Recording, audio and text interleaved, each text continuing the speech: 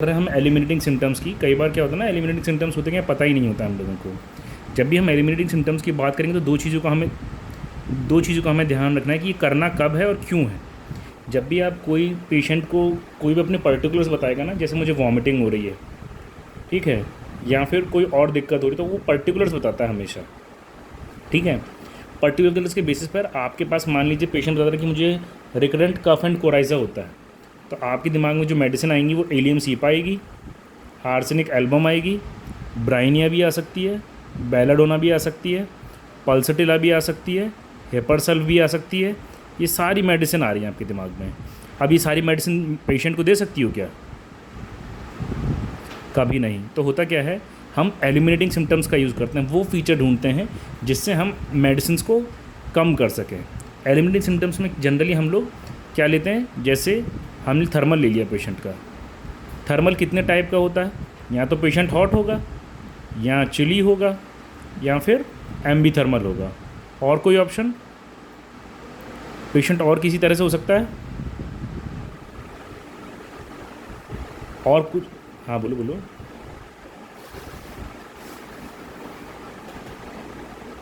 वो नहीं होता है, ऐसा थोड़ी होगा किसी के मौसम पर। क्या मतलब, लिविंग भी है कि नॉन लिविंग है? ठीक है।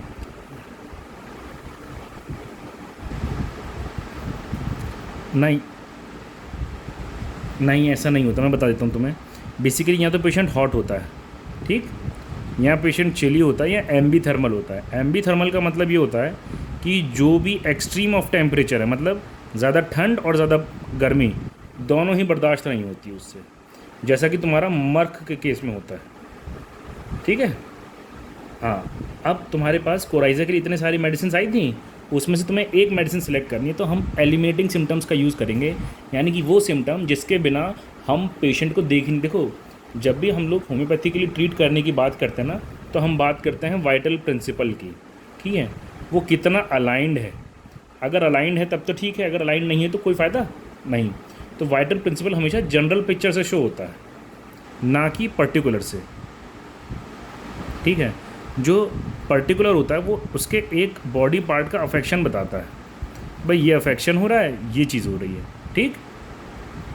अब है क्या, जब उसको देखेंगे, मतलब पिक्चर देखेंगे, जनरल पिक्चर, तो हमें जो डिज़ायर्स होती हैं, जो जनरल अफेक्शन होते हैं, वो मैटर करते हैं।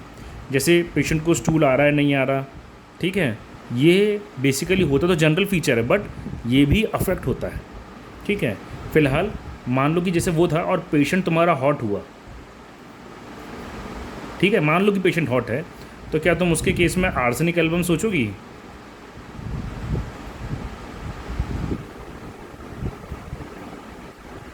सोचोगी कि नहीं, ये बताओ पहले।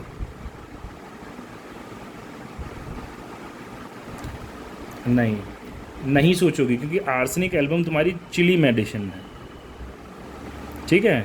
वहीं एलियम सीपा सोच सकती हो कि नहीं सोच सकती? बिल्कुल हॉट मेडिसिन है, इसलिए इसको कंसिडर किया जा सकता है। वहीं अगर ब्राइनिया आ रही है या बेलाडोना आ रही है, तो दोनों में से कौन सी मेडिसिन प्रेफर्ड रहेगी? ब्राइनिया हॉट पेशेंट है, इसका इसका कोल्ड पेशेंट है, तो बेसिकली बेलाडोना एलिमिनेट हो जाएगी। तो तुम अब देखना कि जनरली होता क्या है, जैसे अगर तुम कैंट की उठाओगे ना, तो उसमें थर्ड ग्रेड की जो मेडिसिन हैं, जो सबसे ज़्यादा इंडिकेटेड होती है, जो कैपिटल और बोल्ड में लिख रखी होती हैं, ठीक है, वो मेडिसिन भी तुम सिर्फ हॉट एंड कोल्ड के बेसिस पे एलिमिनेट कर सकती हो कि ये मेडिसिन हॉट है, ये मेडिसिन चिली की है।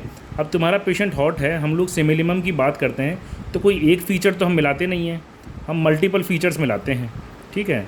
जब मल्टीपल फ़ीचर्स मिलाएंगे तो क्या हम थर्मल छोड़ देंगे? नहीं भाई, थर्मल भी कंसिडर करना पड़ेगा, और वो इम्पॉर्टेंट पार्ट होगा। बेसिकली एलिमिनेटिव सिम्टम्स की मदद से जो ग्रुप ऑफ मेडिसिन, जो रेंज ऑफ मेडिसिन शो होती है, वो कम हो जाती है, ठीक, और उसी का हम यूज़ कर सकते हैं। इसलिए जब भी कोई तुम्हारे पास भी अगर होम्योपैथी का पेशेंट आता है कि उसे होम्योपैथिक मेडिसिन लेनी हो, उसे सिर्फ अगर थर्मल क्लियर कट है, ऐसा नहीं है कि थर्मल हाँ ठीक है, इस मौसम में भी ठीक है, ऐसे ऐसे करता रहे तो वो इंपॉर्टेंट फीचर हो जाता है। नहीं नहीं नहीं, ऐसा नहीं होता।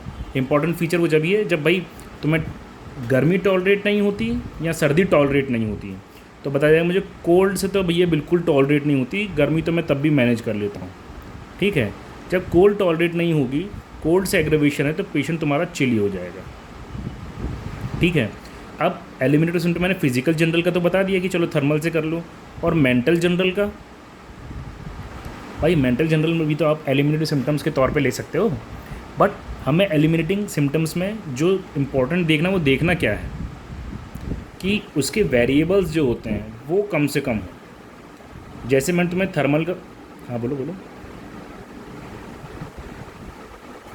हॉट पेशेंट, वहीं ठंड टॉलरेट नहीं हो तो चिली पेशेंट, वहीं दोनों ही टेम्परेचर, ज़्यादा सर्दी भी गर्मी लगती है, ज़्यादा गर्मी भी नहीं टॉलरेट होती तो एम्बी थर्मल पेशेंट।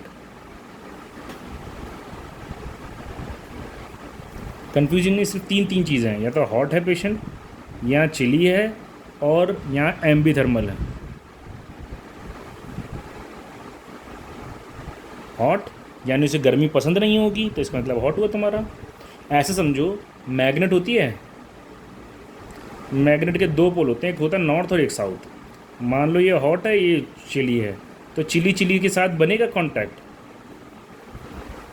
भाई चिली चिली को रिपेल करेगा ना, तो वो उससे क्या पता चलता है कि वो पेशेंट भी खुद वैसा ही है। नहीं है बात समझ में? जैसे तुम्हारा पेशेंट नॉर्थ पोल है यानी कि चिली है, ठीक, तो इसका मतलब उससे नॉर्थ पोल मतलब आके मिलेगा तो रिपल्शन हो जाएगा ना दोनों में। तो रिपल्शन कब होगा? जब पेशेंट खुद चिली होगा। चिली वाले को ही चिली मतलब ठंड वाले को, जो जिसकी बेसिकली चिली नेचर है, जो चिली पेशेंट है, उसी से चिलनेस बर्दाश्त नहीं होगी। तो मैं ये कभी नहीं पूछना कि पेशेंट को मौसम कौन सा अच्छा लगता है, मौसम तो मुझे बारिश का अच्छा लगता है या होली के आसपास का अच्छा लगता है, ये सब बताने लग जाएगा वो। तुम्हें पूछना है कि तुम्हें कौन से मौसम टॉलरेट नहीं होता है, किस में एग्रेवेशन होता है। जो मैंने तुम्हें जी बी मिलर की एक लिस्ट दिखाई थी कैंट वाली बुक में, ठीक है, तो जो हॉट एंड कोल्ड रेमेडीज जब तुम पढ़ोगी ना टॉपिक, तो उसमें लिख रखा है कंडीशंस, मैं दिखा देता हूँ तुम्हें, जो उसमें लिख रखा है वो ये है, remedies predominantly aggravated by heat, ठीक, यानी कि एग्रेवेशन हो रहा है इसमें हीट से। आ रही बात समझ में? इसमें एग्रेवेशन हो रहा है हीट से, तो हॉट रेमेडी, ठीक है। और वहीं अगर एग्रेवेटेड बाय कोल्ड हो रहा है तो चिली रेमेडी। आया समझ में? कोई कन्फ्यूजन? ठीक है, अब हम तुम्हें एक एग्जांपल और बताते हैं हम मेंटल जनरल्स की बात करते हैं। फिजिकल जनरल तो हो गया, फिजिकल जनरल में हमने क्या कंसिडर किया?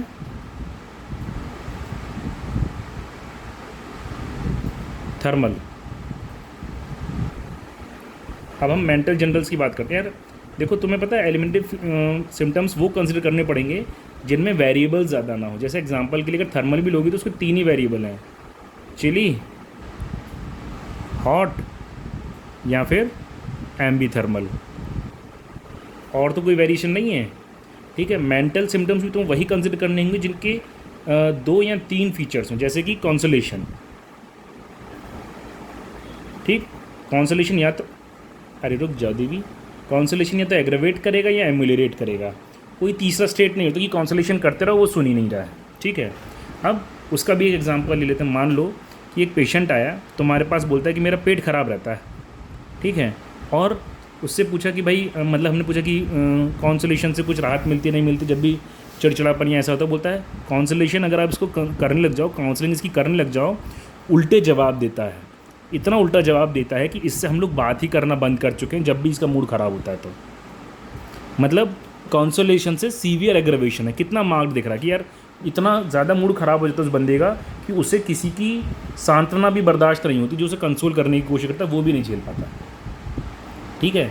तो उसमें क्या मिला? एग्रेवेशन बाय कंसोलेशन, ठीक है। अभी तुम्हें इतनी बड़ी चीज़ मिल गई है, इसी का यूज़ करके तुम मेडिसिन डिसाइड कर सकते हो। जैसे नेट्राम्यूर हॉट मेडिसिन है, पल्सटेला हॉट मेडिसिन है, दोनों हॉट मेडिसिन है। अभी बताओ कॉन्सोलेशन एग्रेवेशन किस में है? नेट्राम्यूर में, है ना। तो तुम्हारी मेडिसिन इंडिकेट हो गई है। अब एक चीज़ का ध्यान रखना, जब भी हम पेशेंट को ठीक करने की बात करते हैं तो पर्टिकुलर ज़्यादा इंपॉर्टेंट होते हैं या जनरल्स?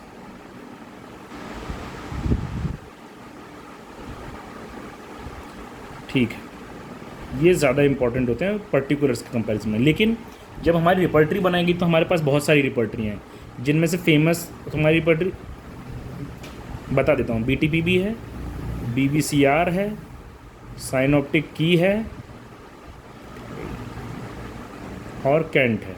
ठीक है, आप जब तुम इस पर BTPB कैसी तुम्हारी, इसमें पर्टिकुलर्स 2 जनरल्स हैं। BBCR सेम प्रोपोगेंडा और साइनॉप्टिक की भी सेम प्रोपोगेंडा। कैंट में क्या है, जनरल्स को हमेशा इंपॉर्टेंस दी गई है। अबे generals, mental general, physical general भी तो होते हैं।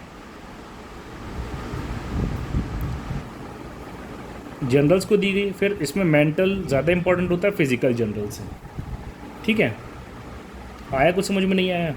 अब कैंट ने ना सिम्टम्स को भी 3 तरह से क्लासीफाई कर रखा है,